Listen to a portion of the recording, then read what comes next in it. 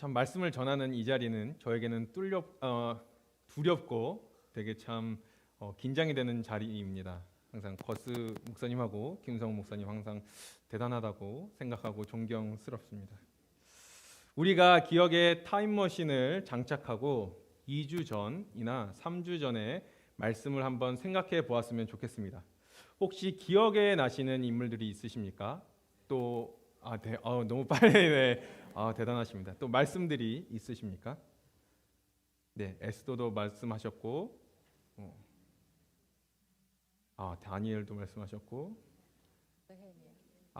말씀을 너무나 잘 들으셨던 것 같습니다. 그러면 이 말씀들이 말하고자 하는 키워드, 핵심 단어가 있습니다. 그것은 무엇이겠습니까? 영어 pray, 기도 맞습니다. 여기서 말하는 핵심 단어는 기도입니다. 오늘 본문 또한 기도하는 한 사람이 등장합니다. 그 사람은 누구입니까? 바로 다윗입니다. 성도 여러분, 다윗하면 어떠한 사건이나 또한 어떠한 상황들이 생각나십니까? 많은 사건들이 생각이 나실 것 같습니다. 골리앗을 물리친 사건도 있으실 거고요. 또한 우리아의 아내 밧세바를 탐한 사건도 있을 겁니다. 또한 자신의 아들인 압살롬이 반역을 일으킨 사건도 있었고, 또한 다윗과 요나단, 그 우정의 모습 등 다윗에 대한 많은 모습과 상황들이 생각이 나실 것입니다. 우리가 다윗의 모습을 잘 살펴보면 다윗의 삶은 그다지 평범한 삶은 아니었습니다. 언제나 다윗 주변에는 원수들이 있었고 대적들이 언제나 다윗을 쫓았습니다. 그리고 극심한 고통과 또한 아픔 가운데 살았던 사람이 바로 오늘 시편의 저자인 다윗입니다. 오늘 시편 25편을 보시면 특이하게도 표제어에 다윗의 시라고만 기록되어 있습니다. 다른 시편들을 보시면 표제어에 저자나 연주 방식, 또한 사용된 악기, 그리고 저술의 시기나 배경 등을 언급하는데, 오늘 보시는 시편 25편은 그런 것들이 적혀져 있지 않고 오직 저자만을 밝히고 있기에 이 시편 25편이 어떠한 상황에서 또한 어떠한 배경에서 지어졌는지는 정확히 알 수가 없습니다. 그래서 학자들은 이 시편이 다윗이 어떠한 특정한 일을 겪어서 그때의 상황을 하나님께로 올려드리는 그런 시기보다는 자신의 인생을 돌아보고 또한 지난 시절에 겪었던 반대자들이나 대적자들의 박해를 회고했고 또 자신의 죄를 하나님 앞에 고백하며 용서를 구하는 시로 추정을 하고 있습니다. 우리가 시편 25편을 보았습니다. 이 시편 25편에 어떠한 상황이 느껴지십니까? 어떠한 긴장감이 이 시편에서 느껴지십니까? 우선 전체적으로 보면 시편 기자인 다윗은 지금 대적들에게 괴롭힘을 당하고 있고 원수들에게 시달림을 당하고 있는 상황입니다. 아마 이런 형편에 처하여 있는 많은 사람들은 자신을 못살게 구는 대적과 원수를 없애는 데에 많은 관심을 기울이지 않을까 생각이 됩니다. 하나님께 기도드릴 때에도 대적과 원수들을 물리쳐 달라는 기도를 하기가 쉽습니다. 그런데 시편의 저자인 다윗을 보면 그렇게 행동을 합니까? 25편을 보면 다윗은 그러한 행동을 전혀 하지 않습니다. 오히려 다윗은 대적에게 괴롭힘을 당하고 원수들에게 시달림을 겪는 중에도 자신의 믿음을 지키기 위해 노력하는 모습을 우리에게 보여주고 있다는 것입니다. 다윗으로서는 분명히 자기를 대적하는 원수가 있지만 그의 주된 관심사는 대적들, 원수들을 물리치는 것이 아니라 아무리 원수가 괴롭게 하고 힘들게 하고 흔들리게 할지라도 믿음을 갖는 것, 하나님 앞에 믿음을 갖는 바로 그 관심사가 현재 다윗이 가지고 있는 관심사이라는 것입니다. 이 시간 다윗의 모습을 통해 한번 우리의 모습을 점검해 보길 원합니다. 그리고 우리의 기도는 현재 하나님께 어떠한 기도를 드리고 있는지를 한번 점검해 보았으면 좋겠습니다. 성도 여러분, 우리는 삶을 살면서 원치 않는 고통과 고난이 나를 엄습해 올 때가 있습니다. 그럴 때 자연스럽게 이러한 질문들이 우리의 입술에서 나올 때가 있는데요. 도대체 왜 나에게 이런 고난이 닥쳐오는가? 왜 나에게 이런 힘든 일이 찾아오는가? 왜 이렇게 나는 힘든 상황 가운데에 있어야 하는가라는 질문을 던지며 나에게 찾아오는 고통과 아픔의 원인을 더듬어 찾으려 가려고 합니다. 그런데 나의 삶에 찾아온 고통에 대해 왜라는 질문을 수천 번, 수만 번 되뇌이지만 시원한 답을 찾을 때가 많습니까? 답을 찾지 못할 때가 더 많이 있습니다. 오늘 다윗 또한 자신의 삶에 극심한 고통이 찾아옵니다. 그런데 그의 아픔의 원인을 분석하기보다는 왜 나에게 이러한 상황이 다가온 거지? 누구 때문에 나의 상황이 이렇게 힘든 가운데에 처해 있는 거지라고 되뇌이며 생각하지 않고 있다라는 것입니다.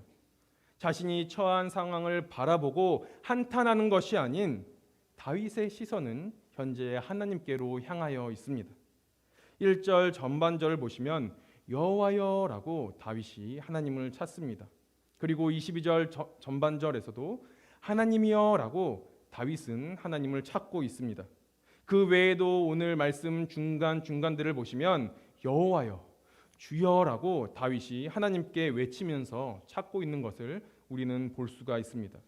이처럼 다윗은 자신의 가장 극심한 고통이 삶에 찾아왔을 때에 그의 아픔을 분석하려고 노력하지 않고 그저 아픔과 고통을 가지고 살아계신 하나님께 찾고 하나님만을 바라보는 모습을 우리가 볼 수 있습니다. 그리고 자신의 시선을 하나님께 고정한 채 자신의 아픔을 하나님께 기도로 아뢰입니다. 다윗은 원수에게 시달리면서 괴롭고 힘든 중에서도 오직 하나님을 바라보고 의지하고 있다는 그 믿음을 우리에게 보여줍니다. 2절 말씀입니다. 함께 읽겠습니다. 시작. 나의 하나님이여, 내가 주께 의지하여 싸우니 나를 부끄럽지 않게 하시고 나의 원수들이 나를 이겨 개가를 부르지 못하게 하소서. 아멘. 특별히 다윗이 염두에 두고 있는 것은 자신의 인생의 여러 환난과 고난 가운데에서도 하나님께 지속적으로 구원의 은혜를 베푸셨다라는 것을 기억하고 있다라는 사실입니다. 성도 여러분은 다윗의 인생을 보며 참으로 많은 고난과 역경을 산 것을 우리는 봅니다. 그리고 오늘 다윗의 기도를 보면서 이러한 질문이 생길 수가 있습니다. 하나님을 믿으면 복을 주신다고 성경에는 말씀하고 있는데 하나님을 믿는데 나는 왜 이렇게 복의 삶을 사는 것이 아니라 고난과 역경의 삶을 살고 있는지를 말입니다. 왜 나에게 복을 주시지 않고 형통한 삶을 주시지 않고 왜 고난만이 일어날까? 고난 없이도 하나님을 잘 믿고 하나님의 말씀에 순종하며 살 수 있는데 왜 나에게 이런 상황들이 찾아올까라고 말입니다. 성도 여러분, 이 질문에 여러분들은 어떻게 대답하시겠습니까? 고난과 환난이 우리의 삶에 필요가 없습니까? 필요하다 한번 손들어 주십시오. 네. 필요 없다 한번 손들어 주십시오. 네, 1부 때는 몇 분들이 나오셨는데 제 대답은 무엇이겠습니까? 정확히 알고 계십니다. 네, 필요합니다. 하지만 그 말이 우리가 항상 고난만을 추구하고 고난 가운데에만 있어야 한다는 말은 절대 아닙니다. 그리고 우리가 언제나 하나님께서 고난 당하는 것을 기뻐하시고 원하신다라는 의미 역시 절대 아닙니다. 성경이 우리에게 고난이 필요하다라고 말하는 것은 고난이 우리에게 주는 유익이 있기 때문입니다. 평소 우리의 삶이 평안하다고 생각해 보십시오. 아무런 문제가 일어나지 않고 언제나 삶이 행복하고 즐겁기만 하다고 생각해 보십시오. 하나님을 잘 믿고 예수님의 말씀에 순종하며 잘 살 거라고 생각하십니까? 그럴 수도 있습니다. 여러분의 인생 여정을 그러면 한번 잘 되돌아보시기를 바랍니다. 평안했을 때에, 고난이 없고 언제나 행복만 가득했을 때에 여러분의 믿음은 어떠하셨습니까? 오직 하나님만 찬양하고 하나님 말씀에 순종하고 하나님의 그 깊은 기도의 자리에 내가 나아가 온전히 하나님만을 의지하는 삶을 사셨습니까? 내 삶이 평안할 때에, 내 삶이 형통할 때에는 나의 신앙의 모습이 어떠한지 제대로 바라보기가 힘듭니다. 하지만 고난이 우리의 삶 가운데에 다가옵니다. 그때 비로소 나의 신앙의 모습이 어떠한지 제대로 볼 수가 있습니다. 내가 정말 하나님만을 붙들고 하나님만을 의지하고 하나님만을 찬양하고 어떠한 상황 가운데에서 하나님만을 바라보며 살아갔던 그리스도인이었는지, 아니면 그럴싸하게 내 겉모습만 포장하고 교회에 다니고 그냥 봉사하면서 나의 의를 드러내는 사람이었는지를 우리는 고난을 통해서 우리의 신앙의 모습을 더욱더 자세히 확인할 수가 있다라는 것입니다. 고난은 우리의 믿음을 드러내고 우리의 믿음이 어느 수준에 있는지를 바라보게 합니다. 그리고 우리는 고난을 통해 하나님을 기억할 뿐만 아니라 하나님을 더욱더 찾고 의지할 수 있도록 인도한다라는 것입니다. 그런데 우리가 오해하지 말아야 할 것이 있습니다. 하나님께서 우리에게 고난을 주시는 이유가 우리를 미워해서가 아니라는 것입니다. 우리로 하여금 죄에서 돌이키고 하나님께 온전히 나아가게 하기 위해서 하나님을 의지하고 하나님만을 바라보고 다시금 예수 그리스도의 제자로서 세상 가운데의 빛과 소금의 역할을 감당하며 나아갈 수 있도록 하기 위해 우리를 항상 주님께서 돌보아 주시고 인도해 주신다라는 사실을 여러분들은 꼭 기억하시기를 바랍니다. 자녀를 키우시는 부모님이시라면 또는 나의 어렸을 적을 생각해 보면 아실 것 같습니다. 자녀가 잘못된 방향으로 나아갑니다. 모른 척 하실 부모님 여기 계십니까? 아무도 없으실 것입니다. 자녀가 잘못된 방향으로 나아가고 있다면 훈육을 해서든 어떠한 방법을 동원해서든 자녀에게 잘못된 것임을 알게 하고 다시는 그 방향으로 나아가지 못하도록 하는 것이 바로 부모의 마음입니다. 왜 그렇습니까? 부모가 자녀를 사랑하기 때문이 아니겠습니까? 하나님께서도 우리에게 고난을 허락하시는 이유가 바로 이와 같은 이유입니다. 고난을 통해 우리가 더욱더 성장하고 잘못된 길로 나아가고 있다면 그것을 깨닫게 하시기 위해 우리에게 고난을 주신다라는 것입니다. 더 나아가서 그 속에서 하나님을 찾고 하나님께 온전히 영광을 드러내는 삶을 살기 위해 우리에게 주시는 고난임을 우리는 잊지 말아야 합니다. 그리고 다윗은 하나님의 말씀과 뜻을 자신에게 가르쳐 달라고 간구하는데요. 4절과 5절 말씀입니다. 함께 읽겠습니다. 시작. 여호와여 주의 도를 내게 보이시고 주의 길을 내게 가르치소서. 주의 진리로 나를 지도하시고 교훈하소서. 주는 내 구원의 하나님이시니 내가 종일 주를 기다리나이다. 다윗은 현재 어떠한 상황 가운데 있습니까? 고난 가운데 있습니다. 공고한 상황 가운데에 있습니다. 그러나 그 힘든 속에서도 다윗은 하나님의 말씀과 인도를 간절히 구하고 있다라는 것입니다. 많은 사람들이 어려움에 직면하면 어떠한 행동을 합니까? 자신이 겪고 있는 그 위기로부터 헤어나오는 것에만 관심을 집중합니다. 어떻게 하면 이런 위기와 이런 어려운 상황 가운데에서 빨리 헤쳐나올까에만 집중을 한다라는 것입니다. 그러나 우리 오늘 다윗을 보면 위기 상황 속에서 위기 자체에 집중하기보다는 하나님의 성품을 보다 올바르게 이해하려고 하였고 이를 위해 자신의 그 모든 것을 하나님께 초점을 향하여 있는 것을 알 수가 있습니다. 그리고 다윗은 하나님을 향해 이렇게 고백합니다. 8절 말씀입니다. 함께 읽겠습니다. 시작. 여호와는 선하시고 정직하시니 그러므로 그의 도로 죄인들을 교훈하시리로다. 아멘. 다윗은 하나님께서 선하고 정직하신 분이심과 동시에 그의 도, 죄인을 교훈하실 것을 고백하고 있다라는 것입니다. 이것은 다윗이 공고한 상황 가운데에서도 얼마나 하나님을 의지하고 하나님만을 바라보고 하나님의 말씀과 인도를 구하였는지를 잘 알 수가 있습니다. 많은 사람들은 어려움의 그러한 힘든 상황 가운데에 직면하면 건짐을 받기를 원해합니다. 그러나 다윗은 이 위기 속에서도 위기 자체에만 집중하기보다는 집착하기보다는 하나님의 성품을 그 누구보다도 올바로 이해하려고 노력을 하였고 이를 위해 하나님의 말씀에 자신의 그 모든 것을 집중하고 있다라는 것입니다. 그것이 바로 위기의 상황 속을 고난의 상황 속을 유일하게 해결해 나가는 길이고 유일하게 회복할 수 있는 길이며 가장 온전히 하나님 앞에 적극적으로 나아가는 방법임을 다윗은 알고 있었다라는 것입니다. 고난 상황 속에서, 위기 상황 속에서 원수에게 시달리며 괴롭고 힘든 상황 중에서도 하나님만을 바라보고 의지하는 다윗의 믿음을 우리는 말씀을 통해서 볼 수 있는데요. 15절 말씀입니다. 함께 읽겠습니다. 시작. 내 눈이 항상 여호와를 바라보면 내 발을 그물에서 벗어나게 하실 것이미로다. 아멘.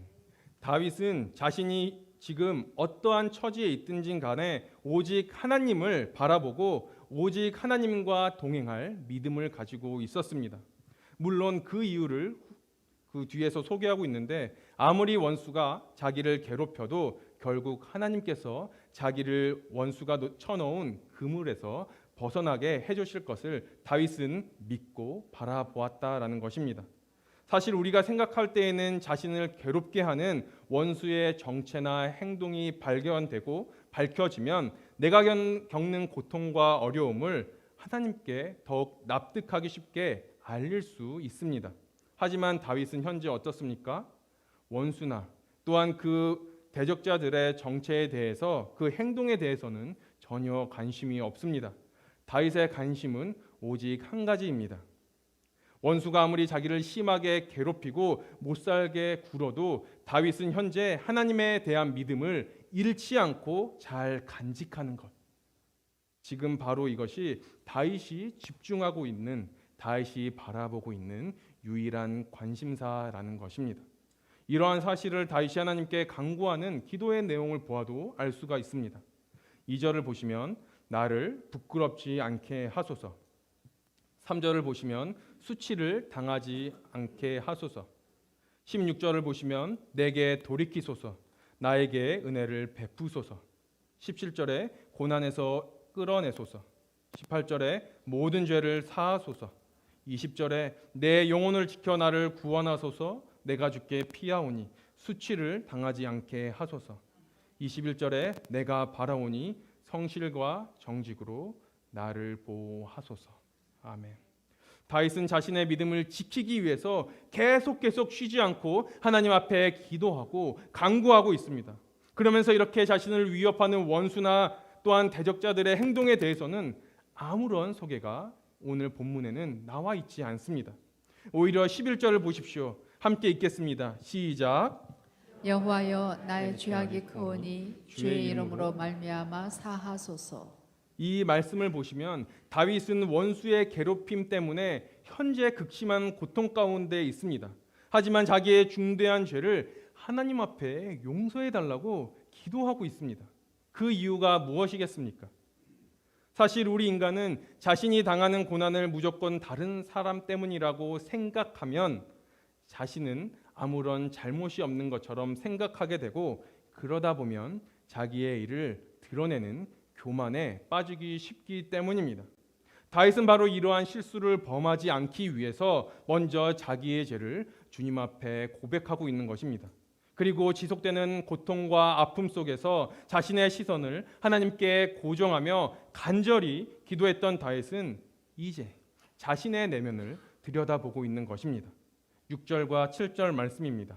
함께 읽겠습니다. 시작.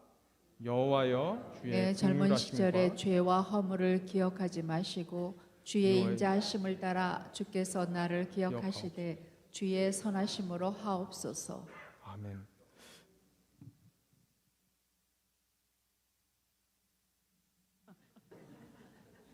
아, 7절. 여호와여 내 젊은 시절의 죄와 허물을 기억하지 마시고 주의 인자하심을 따라 주께서 나를 기억하시되 주의 선하심으로 하옵소서. 다윗은 자신의 내면에 있는 깊은 뿌리의 죄성을 현재 바라보고 있다라는 것입니다. 왜 그렇습니까?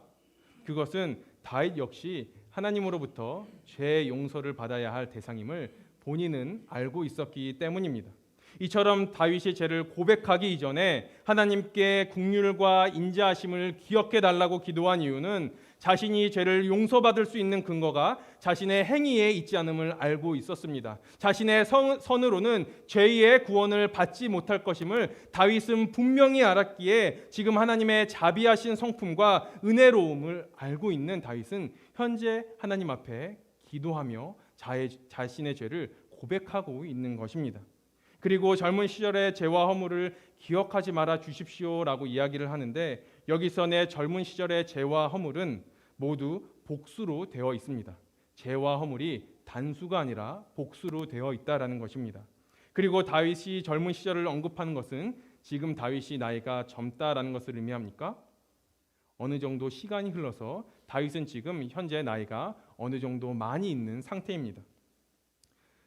말씀을 보신 분들은 잘 아실 것입니다. 다윗의 삶을 통해서 보면 눈에 띄는 큰 죄가 두 가지가 있습니다. 하나는 뭡니까? 우리아의 아내 밧세바를 간음한 사건입니다. 다른 하나는 무엇입니까? 네, 맞습니다. 인구 조사를 한 상황입니다. 이것이 왜 큰 죄가 됩니까? 다윗이 하나님을 의지하지 않고 하나님의 능력을 바라보지 않고 자신이 가지고 있는 군사력을 자신의 힘을 의지하였기 때문에 하나님께서는 이것을 큰 죄로 여기신 것입니다. 그리고 16절에서 18절을 보시면 다윗은 다음과 같이 이야기하는데요. 16절에서 18절 말씀 함께 읽겠습니다. 시작. 주여 나는 외롭고 괴로우니 내게 돌이키사 나에게 은혜를 베푸소서. 내 마음에 근심이 맞사오니 나를 고난에서 끌어내소서. 나의 곤고와 환난을 보시고 내 모든 죄를 사하소서. 다윗은 현재 자신의 실상을 바라보면서 돌이켜 주셔서 은혜 베푸시기를 간구하고 있습니다. 사람들은 하나님 없이도 충분히 살 수 있다고 생각하고 자신하며 하나님께 등 돌린 채를 살다가도 하나님 없이는 도저히 살아갈 수 없는 지경에 처하면 그때에 이러한 고백을 합니다. 등은 나 자신이 돌렸습니다. 하나님은 옆에 계셨습니다. 어디도 떠나시지 않으셨습니다. 하지만 나의 무지함과 나의 연약함으로 인해 하나님께서 등 돌린 것처럼 느껴집니다. 그때 돌이켜 주시기를 간구합니다. 그런데 다시 하나님을 향해 살다 보면 하나님은 어디 떠나 있지 않았습니다. 여전히 그 자리에 계셨고 여전히 우리의 뒤를 보호하고 계셨고 여전히 우리의 삶을 인도하고 계셨다라는 것을 우리는 살아가면서 깨닫게 됩니다. 또 마음에 근심이 많다는 것은 외적인 짓눌림으로 인해서 마음에 있는 길이 좁아졌다라는 것을 의미합니다. 즉 자신의 마음의 길이 본래는 8차선과 같은 큰 마음의 길이었는데 고난과 역경으로 인해서 마음에 현재 쌓여 있는 짐으로 인해 지금은 8차선과 같은 그 길이 골목길과 같다고 지금 이야기하고 있는 것입니다.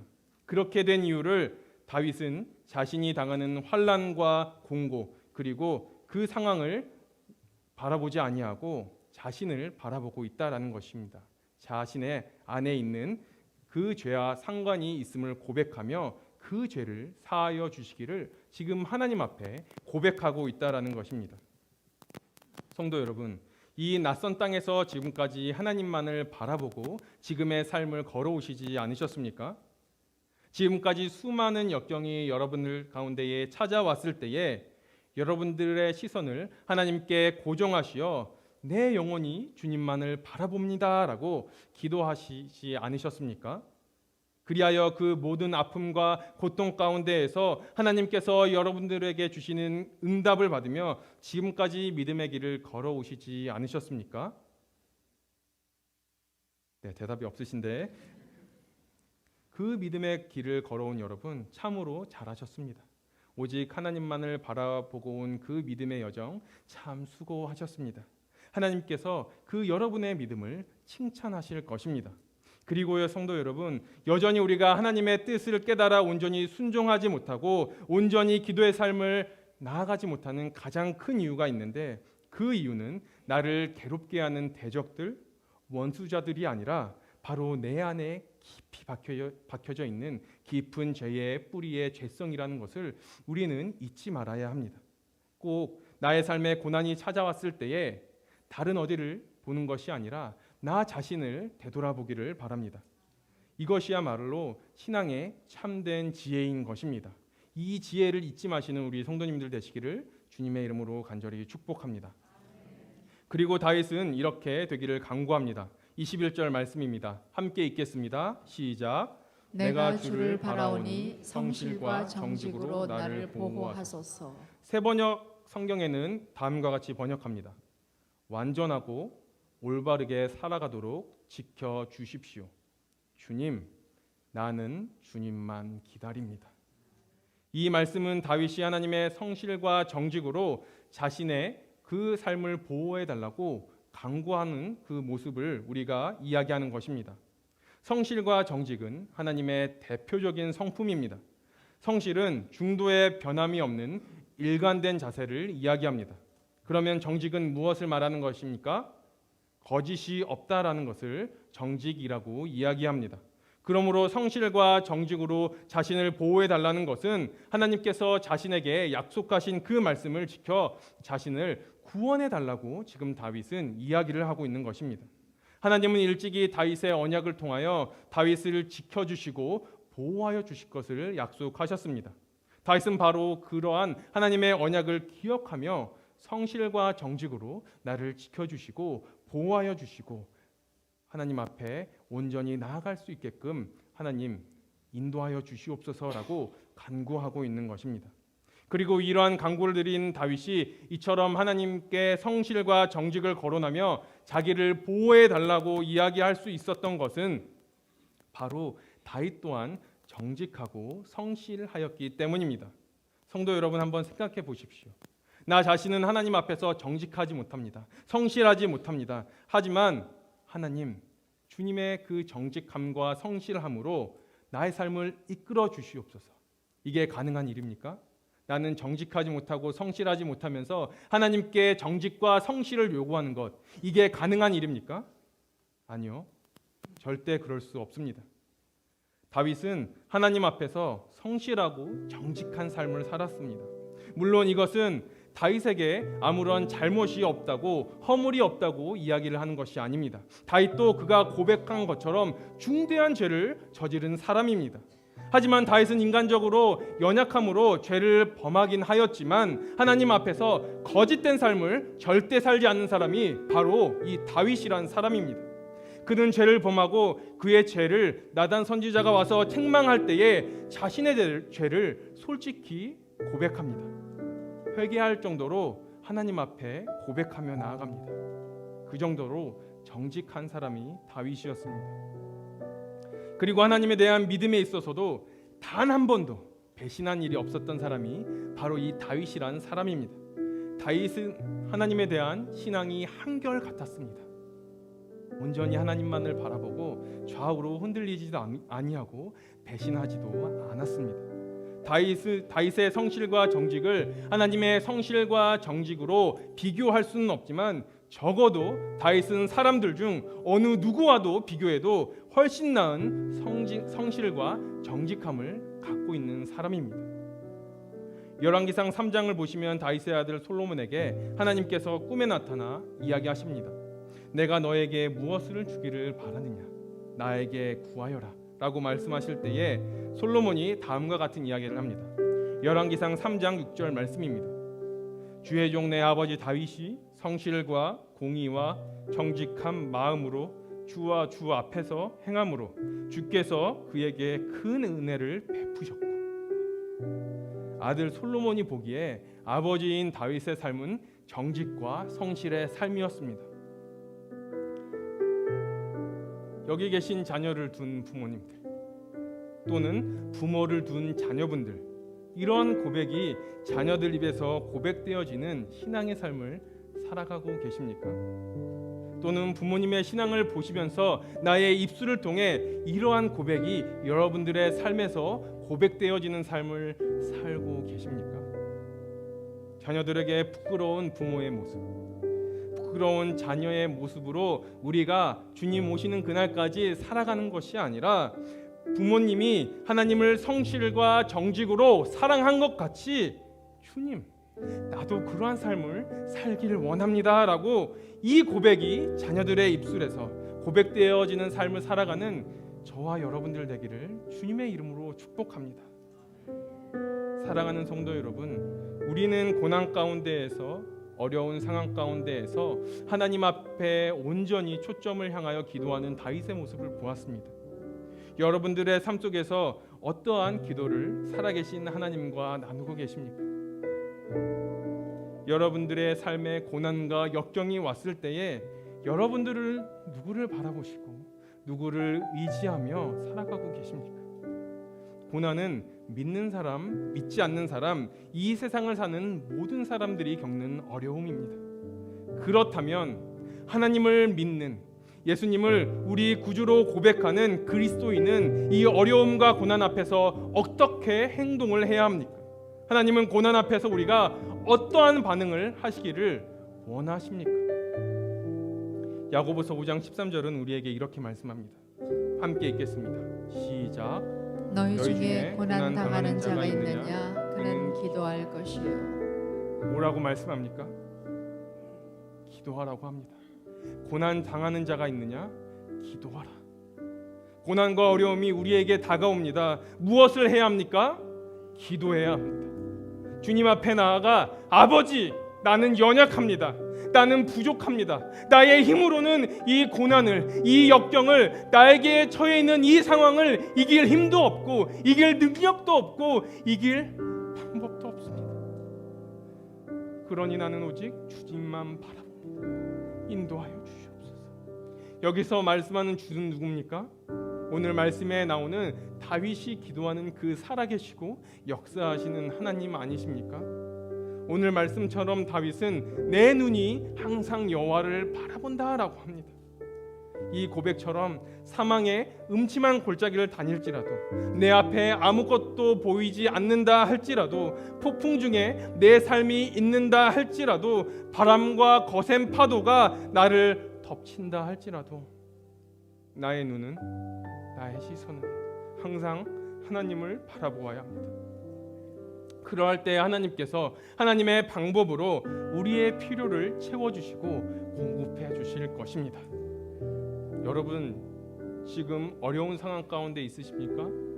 고통과 고난 가운데 있으십니까? 이것저것을 둘러보지 마십시오.